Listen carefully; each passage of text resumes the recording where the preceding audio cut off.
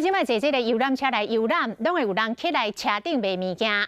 即间这个车祸，嘛有一个小姐人啊，起来咧卖鸭想，才起来短无到10分钟，车就去弄山咯。伊毋是团员，所以无保险，这个医药费恐惊就爱家己来负担。啊，若人伫个罗东博爱病院的游览车的司机，讲今仔日就会当出院，将会甲约谈来了解到车祸的真相。欢喜佚佗，煞发生意外，游览车弄到山壁，互新店区复兴里的李明家庭喙齿。16号下晡发生的意外，互6个人过身，39个人轻重伤。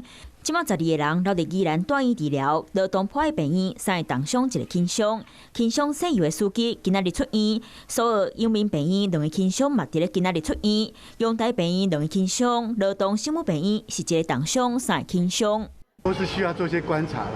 到时候我们还会由主治医师来看他的状况，做决定要不要做出院的那个动作。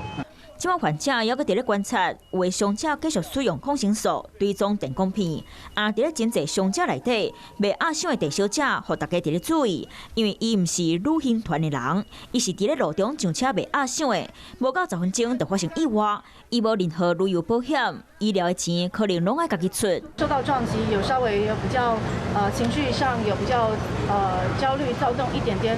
那其实基本上第二天医护人员在行治疗的时候看到是情绪上是比较稳定的。陈小姐即马头壳真清楚，毋过需要静养。啊，游览车司机经过观察了后，会当伫咧今仔日出院。这场事故发生了后，司机一直感觉真自责。毋过车祸先转发生，希望透过约谈司机了后，会当紧知影结果，互家属一个交代。